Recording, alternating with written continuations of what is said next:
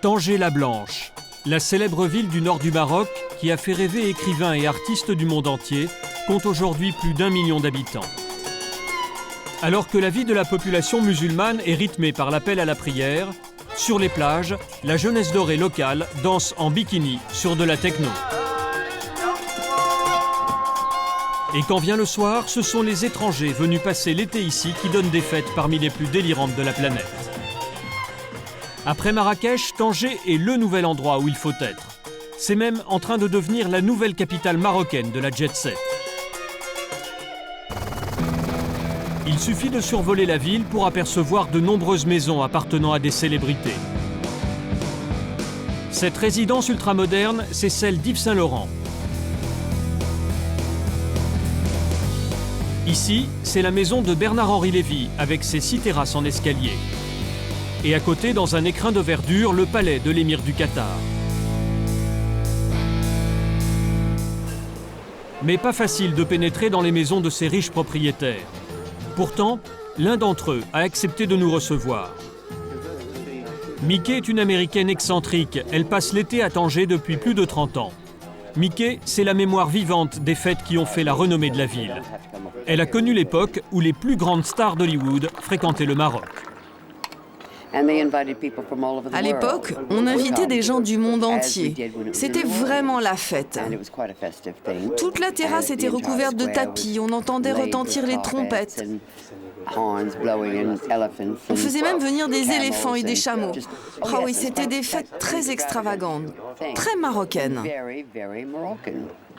Mickey souhaite toujours être à la hauteur de l'extravagance des soirées tangéroises.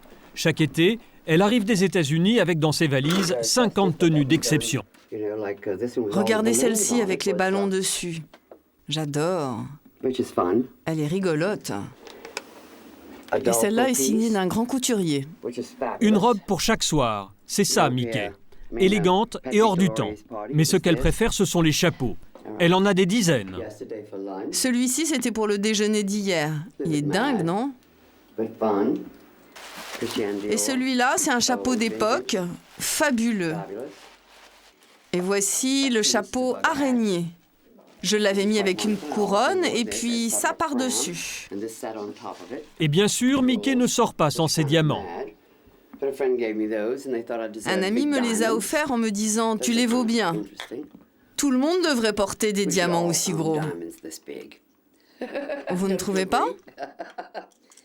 En tout cas, moi je suis divine avec ça. Mais ce qui fait la signature de Mickey, ce ne sont pas ses chapeaux.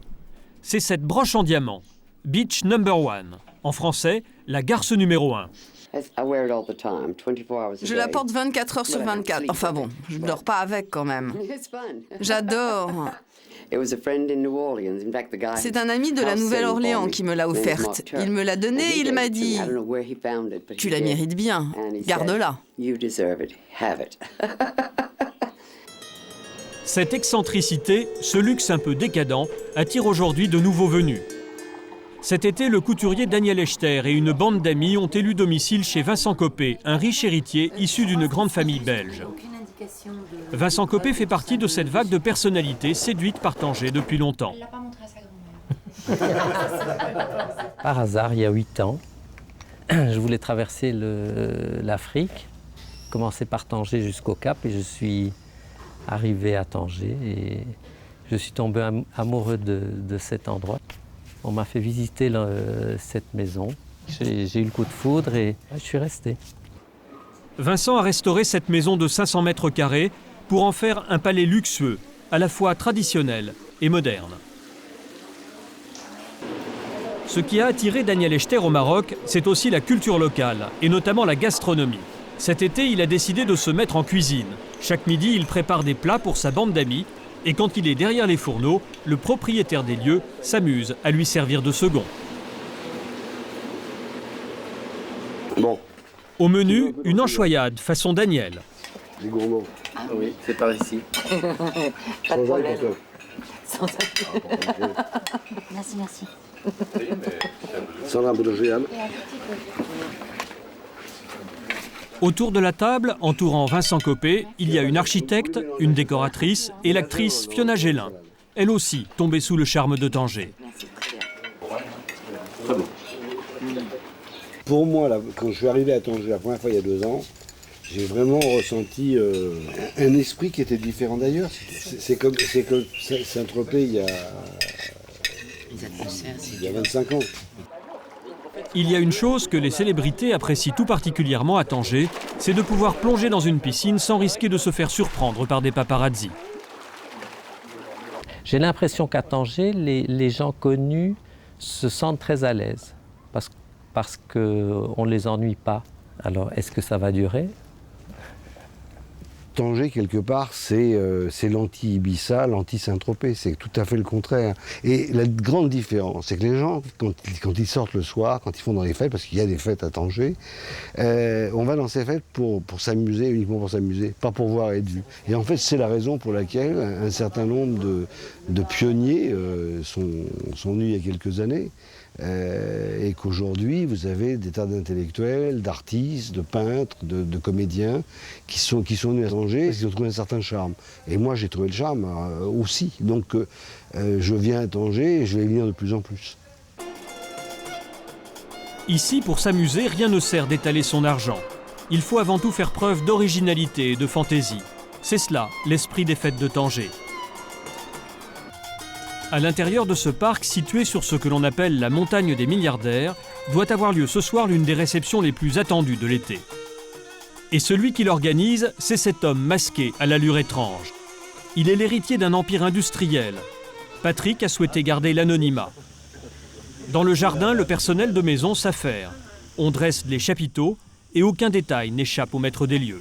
Est-ce que ça n'aurait pas été plus facile d'enfiler tout là? Il y a trop de portée. Non mais au départ. Au départ, on le fixe là. Il me semble que ça serait plus facile. Côté cuisine, le service se doit aussi d'être parfait. Alors on lustre la vaisselle et l'argenterie. Le secrétaire particulier du propriétaire veille à l'organisation du dîner. Quel est le menu de ce soir? Donc ce soir, il y a des œufs brouillés au poivron vert. Et après, pour suivre, vous avez une sorte de daube aux carottes. Et pour suivre, une camélide, qui est un gâteau à base de chocolat. Voilà. Ici, dans quelques heures, plusieurs centaines de personnes dîneront aux chandelles. Côté décoration, tout est fait pour que cette soirée soit un événement. Des dizaines de mannequins habillés de soie et de broderie sont disposés un peu partout dans le jardin. C'est Jean-Jacques, un ami du propriétaire, qui est le metteur en scène. Une soirée inspirée du célèbre opéra de Richard Strauss, Salomé. Cela fait des mois que Jean-Jacques prépare cette fête costumée. Les invités viennent des 4 coins de la planète. Il faut faire les invitations qui partent très longtemps à l'avance, puisque les gens doivent retenir leur billet d'avion, les hôtels, donc il faut que les invitations soient lancées vers au plus tard au mois d'avril. Vous attendez combien de personnes ce soir? Je pense qu'on va être aux alentours de 200. J'espère pas plus, parce que ça serait peut-être un peu dépassé par les événements. 21h. Annoncé par un coup de gong, les premiers invités arrivent. Ils sont accueillis par des gardes d'opérette, des culturistes dont on a loué les services pour l'occasion.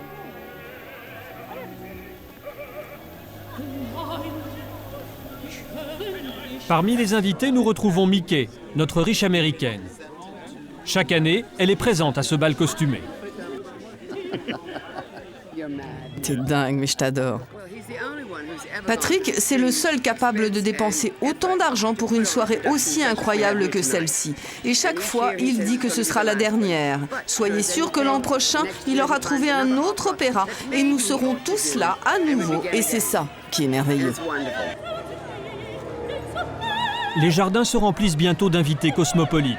C'est la crème de la jet-set que l'on reçoit ici. Ces 2 femmes somptueusement vêtues sont la princesse du Koweït et à sa droite, la cousine du roi du Maroc. Pendant ce temps, au premier étage de la maison, Jean-Jacques et le propriétaire des lieux préparent leur entrée en scène. Et rien n'est trop beau pour le roi de la soirée qui se couvre d'or et de bijoux.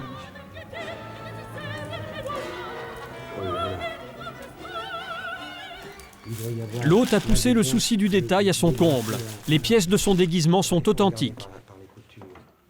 La toge vient tout droit d'un musée et ses bijoux sont en pierres précieuses. Philippe, vous habillez souvent Patrick. Qu'est-ce que vous pensez de son costume ce soir? Extraordinaire, brillant et j'espère beaucoup de bonheur autour de ce costume. J'espère que les amis de monsieur seront émerveillés par tout. Voilà. Tout simplement.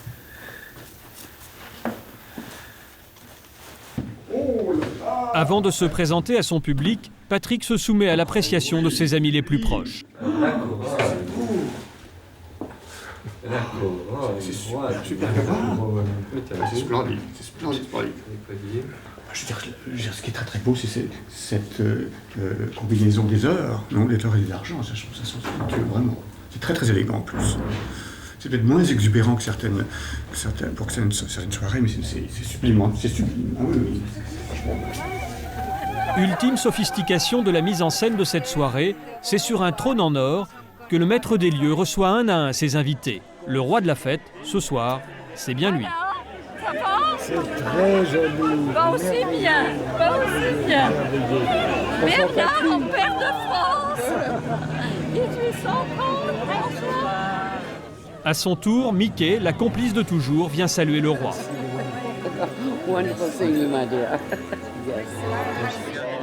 La tradition de ces fêtes costumées remonte à l'époque de la milliardaire américaine Barbara Hutton.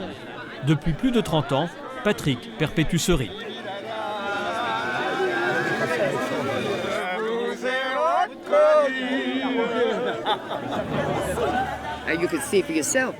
Vous voyez tous ces gens qui ont fait l'effort de se déguiser. Ça montre en fait à quel point Patrick a raison de se donner tant de mal pour donner une si belle soirée. Ce soir, on rivalise d'originalité. L'arrivée de cette brochette d'invités attachés les uns aux autres et déguisés en chauve-souris géante provoque la surprise. Elle suscite même la curiosité de Patrick. Vous reconnaissez tous vos invités? Non, justement, je ne les reconnais pas.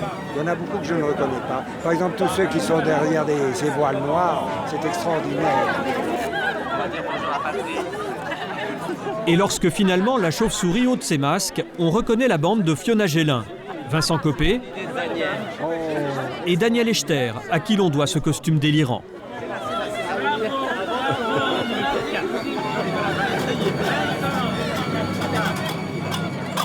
Il est 23h, les gardes annoncent que le souper est servi. Les convives vont pouvoir passer à table. Patrick veut que l'on se souvienne de sa soirée. Alors chaque invité se voit remettre une rose d'argent.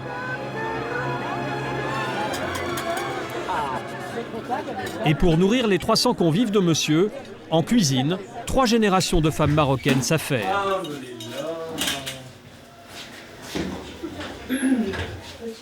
Elles sont au service de la famille de Patrick depuis plus de 70 ans et elles sont très fières de ses réceptions. Toutes les soirées de M. Patrick, il n'y a pas autre soirée pareille. Je crois qu'au monde entier, pour moi. C'est tout. 1h du matin, la techno remplace l'opéra. Les masques tombent, les corps se dénudent. Le charme des soirées de Tanger, c'est cela. Cette capacité à passer en une seconde d'un bal masqué du 19e siècle à une soirée techno du 3e millénaire.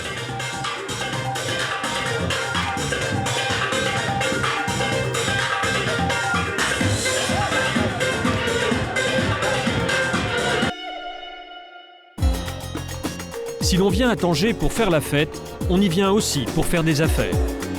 Dans le quartier des Ambassades, en plein centre-ville, une maison d'époque comme celle-ci s'achète pour au moins 1 million d'euros. C'est ici que nous retrouvons Daniel Echter et Vincent Copé. Les deux hommes se sont associés et entendent profiter de la renaissance de Tanger. On monte au premier étage. Ils viennent d'acquérir cette demeure de 500 mètres carrés. Objectif, faire de ce lieu le club le plus couru de la ville. Tout ça va être, toutes les cloisons vont être démolies de façon à créer des espaces modulables. Montant estimé des travaux, 500 000 euros. Des salons privés, un restaurant de luxe et cette terrasse dont ils veulent faire un des endroits les plus fréquentés de la ville. Donc la terrasse. Alors, donc ça c'est la terrasse. Vous avez une vue mer là, une autre vue mer là-bas. Évidemment, les dîners de soir ici sont quelque chose d'assez extraordinaire. Ce club devrait attirer une clientèle internationale et sélecte. Daniel et Vincent en font le pari. Ils seront fixés dans 1 an, date prévue pour l'ouverture. Je crois très sincèrement qu'il y a beaucoup de gens, il y a des gens, ça a déjà commencé, qui en ont un peu assez de ces restaurants à la mode, où les décos sont tous les mêmes, où la musique est toujours la même. Il y a des gens qui ont envie de trouver autre chose. Et je pense que Tanger va être une direction, enfin, c'est même certain que ça va être une direction, parce que cette ville apporte de trop. Je veux dire, bon, puis le bouche à oreille commence, vous voyez, vous êtes là, c'est qu'il y a une raison. J'ai vu 10, 15, 20 personnes qui viennent d'arriver à Tanger pour passer 4 jours, 5 jours, qui sont emballés et qui sont partis, qui vont venir. En attendant ces nouveaux endroits branchés de Tanger, la plupart des gens connus fréquentent le café Afa, le lieu le plus typique de la ville.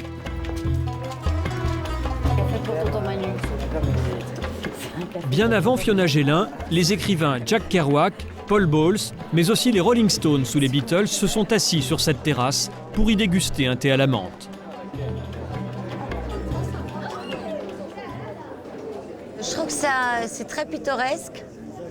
C'est un site à la magie et le bien-être et je trouve que le temps s'arrête quand tu arrives ici. Ce qui est voilà, des vraies vacances, ce qui est rare à notre époque maintenant, je trouve. Il est très bon. Quand tu as lu les écrivains qui sont venus ici, ou tous les... ça n'a pas tellement bougé. Il y a énormément de constructions, de choses qui se construisent, mais c'est resté hyper authentique encore. L'âme est la même. Je trouve qu'il y a un côté voyageur, nomade. Puis les gens ne se prennent pas la tête. Il y a un côté très simple et authentique. Le café Afa est resté le fief des artistes voyageurs. Mais c'est aussi le lieu de rendez-vous des jeunes Marocains qui viennent y jouer au domino. Pour les plus modestes d'entre eux, l'Eldorado reste de l'autre côté de la Méditerranée, en Europe, à tout juste 14 km d'ici. Mais pour d'autres, le rêve, c'est de revenir dès que possible au Maroc. Vol Paris-Tanger, première classe. Amina et Sam ont 22 ans, ils font leurs études en France et dès qu'ils le peuvent, ils prennent l'avion, direction Tanger. Pour rien au monde, ces jeunes Marocains ne rateraient les fêtes de l'été. Pour la jeunesse dorée marocaine, les retrouvailles se font ici, à quelques kilomètres de Tanger. Nous sommes à Kabila, la station balnéaire la plus branchée du moment. Ici, il y a de l'argent. Les plus grosses fortunes de la région y ont amarré leur yacht. Un endroit festif, mais réservé à une élite.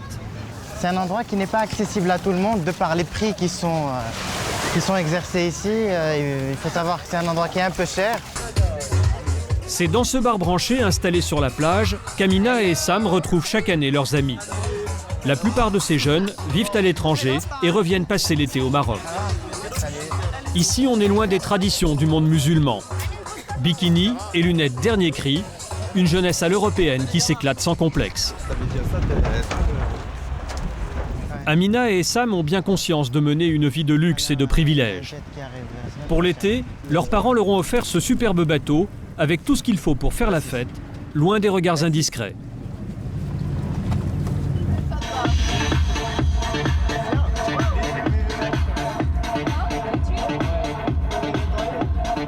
On est des jeunes comme partout ailleurs, il ne faut pas penser qu'on est dans un pays différent. La culture occidentale a quand même pas mal influencé notre façon, notre mode de vie. Donc c'est un peu comme en Espagne, comme dans les pays méditerranéens, où on est un peu assez fêtard, assez bon vivant. Donc on a un mode de vie quand même assez paradisiaque.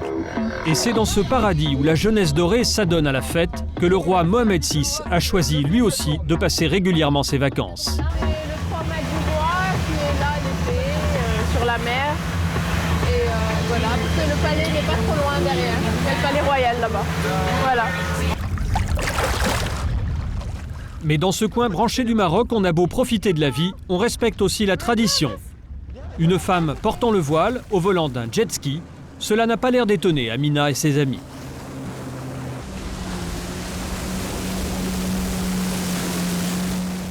On a on a quand même certaines règles, certaines traditions. On a des fêtes musulmanes ou traditionnelles qu'on fête chaque année en famille, on se retrouve et on a certaines limites. Je pense que on fait un bon mixage des deux et que c'est très important qu'on garde quand même notre façon d'être, notre façon de vivre parce que ça fait partie de nous et qu'il ne faut pas qu'on perde ça. Ici à Tanger, le respect des traditions ne freine en rien l'essor économique. Il y a à peine 2 ans, ces luxueux immeubles construits sur le front de mer n'existaient pas. Aujourd'hui, la ville connaît un vrai boom immobilier. Il faut dire que le roi a de grands projets pour Tanger, notamment accueillir l'exposition universelle de 2012. En attendant, il n'y a pas que les Français qui viennent investir dans cette ville du nord du Maroc. Mourad est un jeune Marocain de 26 ans et c'est déjà un promoteur immobilier qui compte dans la région. Ici, on a construit des appartements de luxe en front de mer,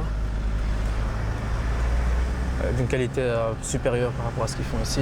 Surtout les gens de l'étranger qui viennent acheter chez nous, France, Belgique, Espagne, États-Unis.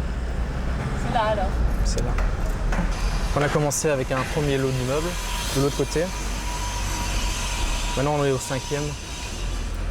Et la résidence est fermée avec une piscine, gardien. Ce matin, Mourad nous conduit à quelques kilomètres de la ville. Avec sa mère, il inaugure un nouveau projet immobilier. Après des années passées à l'étranger, sa famille est revenue faire des affaires au Maroc. Moi, je suis né à Bruxelles. Toute mon enfance, j'ai passé à Bruxelles, j'ai étudié là-bas.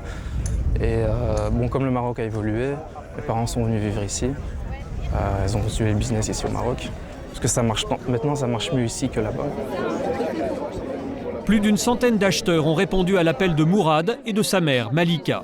Cette architecte et femme d'affaires a fait installer quelques tentes pour recevoir ses clients venus des 4 coins de l'Europe.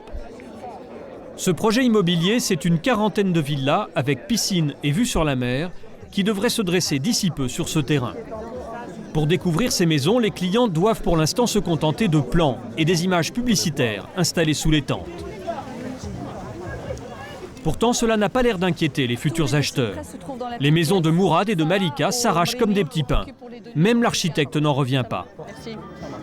C'était loin de moi d'imaginer que ce boom allait prendre une ampleur telle. C'est énorme. Une villa de 230 mètres carrés, habitable avec terrasse jardin, je dirais il y a 4-5 ans, elle pouvait coûter 250 000 €.